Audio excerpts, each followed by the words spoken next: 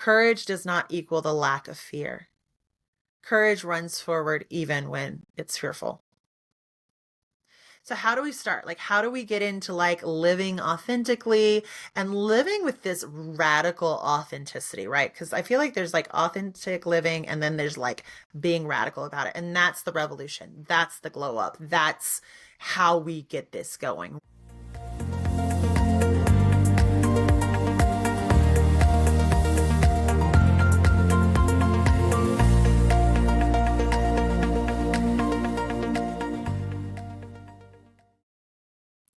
Hey, y'all, welcome back to the Glow Up Revolution podcast. I am your host, Megan Winkler, the Sacral Strategist and Business Witch, here to help you with your glow up from the inside out. I am showing up today in radically authentic ways with my still wet hair and my minimal makeup. I'm actually trying the red lip theory. If you're watching on video, if you're seeing this on YouTube or on my Patreon. And I think it works. The idea is that like even if you're not wearing any makeup, just pop some red lipstick on and it helps like even out skin tone, helps you feel a little bit refreshed, all that. So that's what I'm doing today. So I am showing up perfectly imperfect and radically authentic today to talk about that very subject, radical authenticity. And this was an idea that came to me this week as I was with one of the activist groups that I have become involved in. And, we were really talking about kind of how we're branding it, how we want to move forward, how we want to be talking about what we're doing, and kind of that radical authenticity, radical honesty bit came up. And I was like, ooh, that's a really, really good topic for today. For me, when I'm open to new ideas in terms of like topics and content and all that, I find that I do really well like when I'm on group calls, which is so interesting. But it's like one of those things. Like if you just know that you thrive, around people or whatever, and that's when ideas come to you, just like always have like a journal or your notes app open so you can jot down ideas, right? But enough about me. Let me ask you this to get started, right? What would your life look like if you stopped performing, if you stopped shrinking, if you lived your fully embodied truth? So, radical authenticity sounds amazing, and it also kind of sounds like a buzz phrase for me. So for me, authenticity isn't just about being honest, it's about living in a way that you're living your honesty, you're living what you believe. You do what you say you're going to do. You live in that harmony and alliance with who you are on the inside. That's who you are on the outside too. And when you choose to live in alignment, even when it's risky or inconvenient or countercultural, and I'm coming to you as a witchy woman, so I know that's radical authenticity. So, what do I mean by radical authenticity? It's more than telling the truth, it's embodying. So, really taking it on and living your values in real time. It's choosing your alignment over other people's approval. So it's really looking for internal validation, not external. It's walking your walk, not just when it's easy, and especially when it's hard. Does that make sense? Like, it's so easy to do what you say you're going to do, walk the walk, walk your talk, all that when it's easy and breezy and you're not up against a challenge. But when you are up against a challenge, that's the hard part. And that's where we are really challenged to stay in our authentic selves. And it's radical because let's face it, we live in a world that rewards performance, it rewards compliance, it rewards fitting in, it rewards assimilation, especially right now, as authoritarian attitudes and pressures take over. If you've ever seen a group of young people um, out at like a bar or a social event. And it's across genders, but it is typically like a monogender group. So just like all women or all men. And it's like you can kind of tell with love when they don't feel safe being their authentic selves because they will all dress the same. I remember a couple of years ago, we were out and about, and I watched as like this group of like 6 or 7 young ladies, like 21, 22. They all filed into the little cocktail bar we were at, and they were all wearing the same light wash jeans. They were all wearing the same type of black top tucked into their jeans with a belt. And like the type of top might shift just a little bit, but they were like pretty much all form fitting. Some had like a little boat neck, some were tank tops, some were tube tops. And then like their hair was all down and parted in the middle and in the same way. All of their makeup was the same thing. They carried very similar handbags. Their shoes were all similar. Like it was just kind of like a copy of a copy of a copy. And like style and trends and all that are completely valid, and going out in what you're comfortable in is the most valid thing when it comes to going out in public. And if you find that you're trying to fit in, I encourage you to ask yourself, why are you trying to fit in? What are you afraid you might miss out on? What might go wrong if you don't fit in? We are told and we are conditioned from the time that we are infants that we need to be a good girl, that we need to be sweet, we need to be kind, we need to be nice. As we get older, we're told we have to be a team player. We need to be the one that hustles harder, no guts, no glory, all of this stuff, right? And this is the system that we are in. And this is the pattern that our society finds itself in. And in this system, living fully as yourself is the rebellion. It is the revolution. So, why does this matter? When you're living out of alignment, you're burning energy, maintaining masks and personas, and it's draining. Over the past few years, there's been a big trend toward, like dropping your mask, especially if, you're on the autistic spectrum or you're neurodivergent. Or, I've even seen empaths that are just like, I'm going to drop this mask. I just cannot deal with this anymore. Like I can't pretend everything's okay when it's not, because it's draining, it's exhausting. And it's one of the sneakiest contributors to burnout. And this is one of the reasons why neurodivergent folks burn out so easily. But on the flip side, if you're living authentically, you build self-trust. And it might mean that it is scary. It might mean that you lose some connections along the way, but you feel more grounded. And the people that you have relationships with, those relationships deepen. People are connecting with the real you, not a curated version, not a nice version, not a version that is there to please others before yourself. And you're protecting your energy because you're no longer hustling for acceptance or approval. Think about that for a minute. And when we come down to it, authenticity is healing. And I think that's why it just really struck me last night. And it just felt like the message for Monday. So I'm recording this on Friday. It'll come out in a couple of days. Authenticity brings you back into your body. It brings you back in alignment with your intuition and your personal truth. And like I said, it's not always easy, right? There's the fear of rejection. Like, what if they don't like the real me? What if, people can't deal with unmasked version of me. The thing is if you're with the right people, it's okay. I was recently in a situation, a social situation, in which one of the members of our group had just had a really rough day and they were just done masking for the day.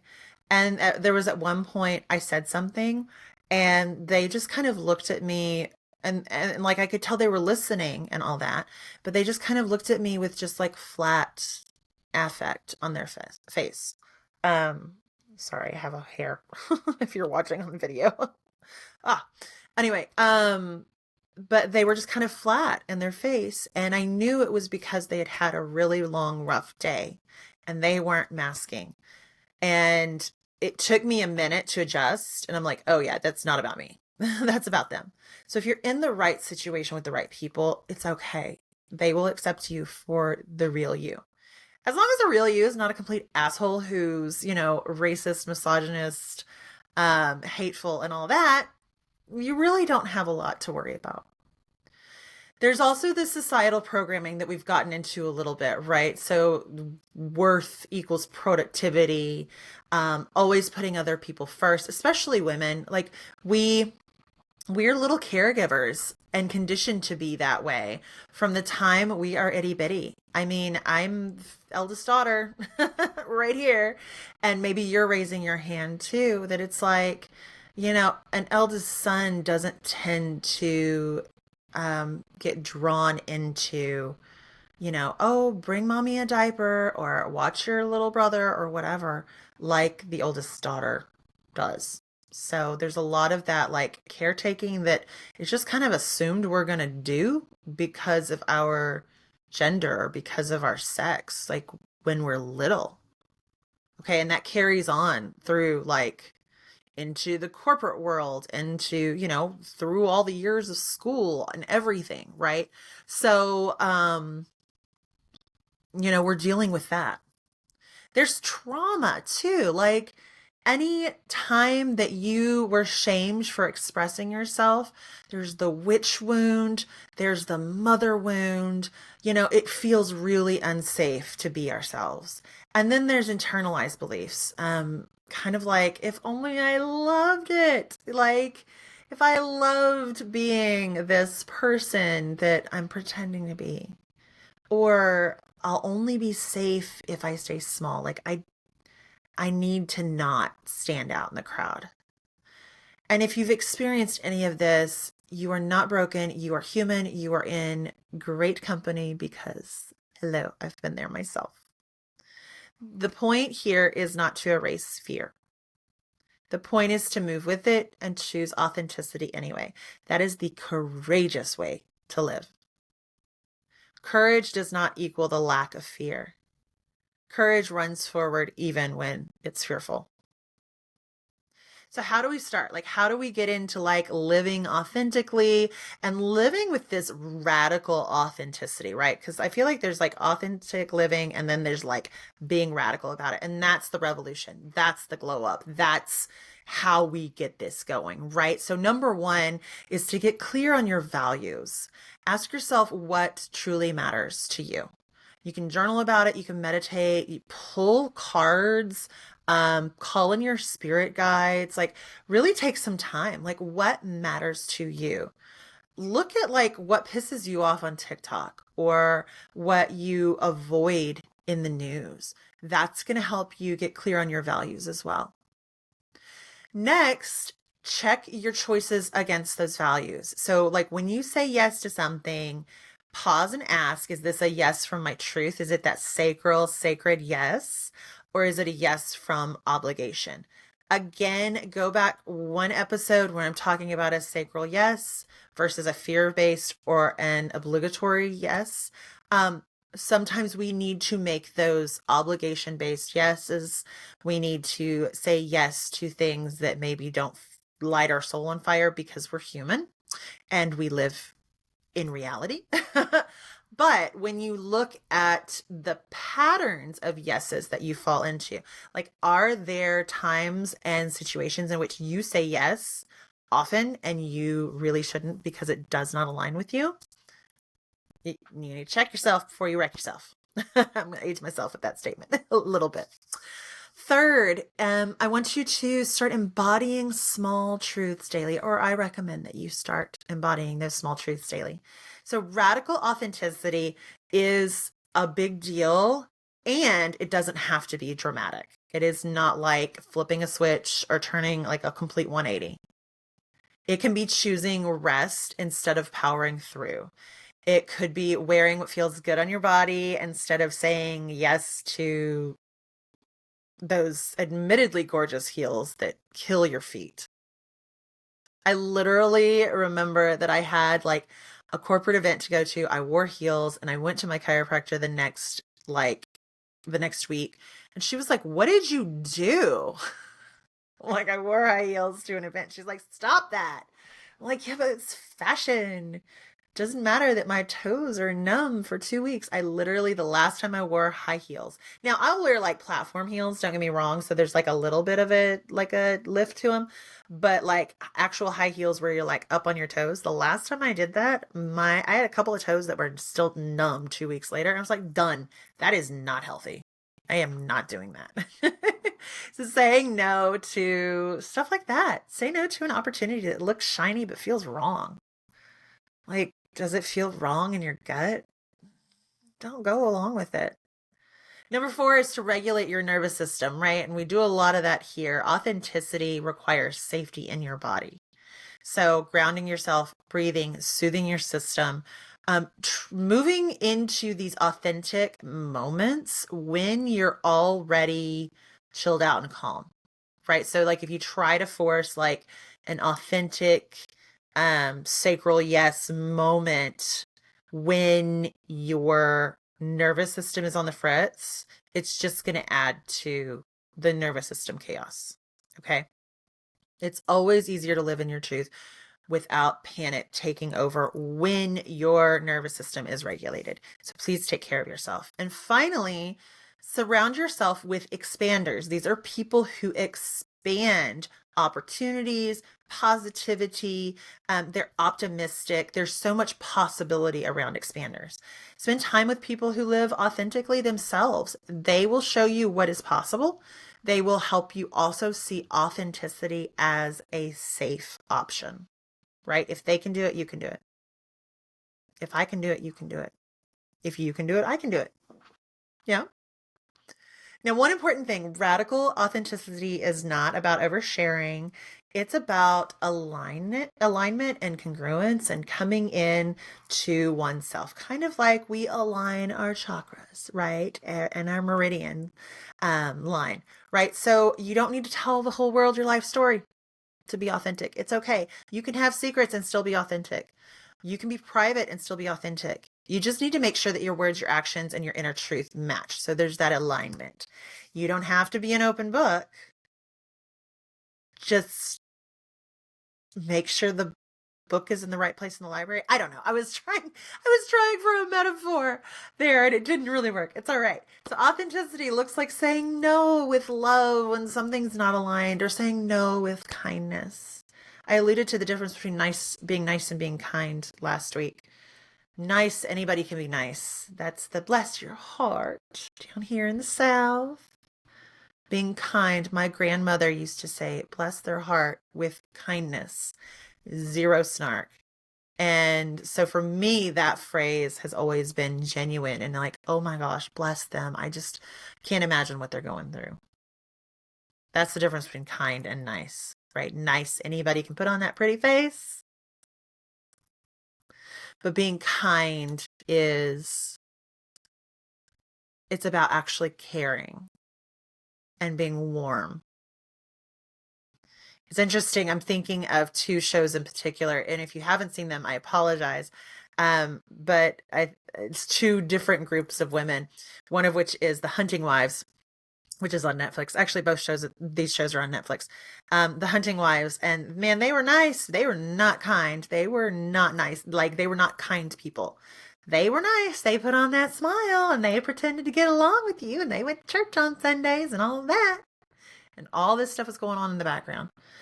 And then on the other side, Oh my gosh, it's not steel magnolias. Sweet Magnolias. Thank you. Although Steel Magnolias is such a good movie. Sweet Magnolias. And the three friends are so kind and they love. And they can stand in their truth and say no with alignment and love and kindness. And if you haven't seen either show, I suggest both. Sweet Magnolias is definitely like you can watch that around your family and anybody, kids, all that. Hunting Wives, definitely not. There's a lot of sex, drugs, and rock and roll in there, so just a little content warning.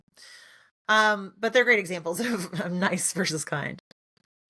Authenticity also looks like letting yourself cry when you're sad, rest when you need it, laugh when you're joyful, eat when you're hungry, drink when you're thirsty, move when you need to move, sit when you need to sit. It looks like creating a business or a lifestyle that reflects who you really are, not who you think you're supposed to be. I'm currently going through this myself. Like, I am really trusting that my authentic self is the solution and the key in my business and in my life. I think we kind of do that. Like, we get to the point where we're like, especially like late 30s, early 40s, we're just like, you know what? Fuck it. I'm just going to do it. I'm going to do it for me. But here's the beautiful part. And I don't want this to get lost in my side quest today. When you choose radical authenticity, you're inviting others to do the same. Your truth liberates other people's truth. Your kindness liberates other people's kindness. We make the world a better place when we are authentically ourselves and love ourselves and others for it. So as you go through this week, I'm going to leave you with a gentle challenge. Notice one area where you're performing and see if you can choose authenticity instead. Maybe it's during a conversation. Maybe it's in what you wear, how you spend your time. It could be like any part of your life. Just one moment of alignment can shift everything. Because remember, burnout thrives on performance and pushing outside of our authenticity. Healing thrives on truth and that inner truth. Thank you so much for being here today. Thank you for listening, for walking this path with me. If this resonated with you, I would love for you to share the episode. Connect with me over on Instagram at It's Megan Winkler.